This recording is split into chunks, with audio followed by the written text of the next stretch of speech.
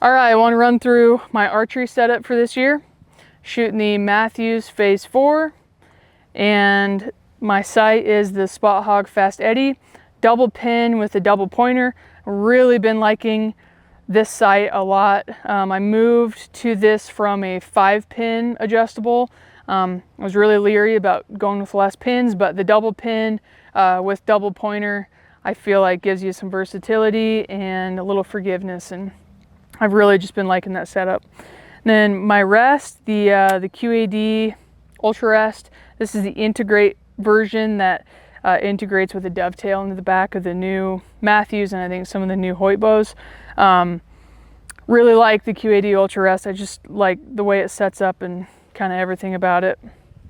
And then for arrows, shooting the Black Eagle Rampage DCA custom arrow. Spun these things up for me. Running the DCA, the saber vein in the back. I've got them wrapped, and then running 125 grain iron will single bevel up front. They're flying really good, and just really excited to use them. Running 460 grains total, which for me is a good trade-off between still getting the distance that I want, but still keeping some decent weight on the arrow. And those are in the Tight Spot 5 arrow quiver. Tight Spot makes awesome quivers, sit real tight to your bow. And then new for this year too, running the cutter stabilizers. I've ran Bee Stinger in the past, and these micro diameters are just really nice little stabilizers. So running a front bar and running a back bar as well. So that's the bow. And then a couple other things I want to talk about: my release and how I'm carrying it. So carrying the Carter First Choice release. I really like this thumb release.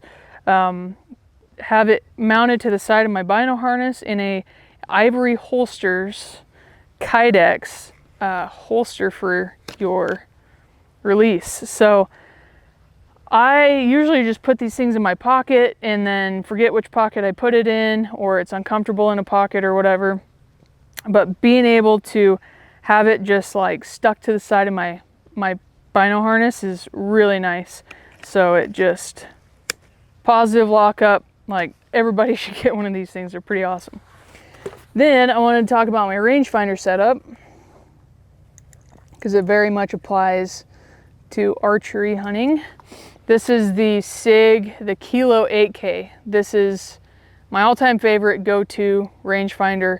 I use this for rifle hunts and archery hunts, just all around. I have all of my ballistic data put into this for all my rifles.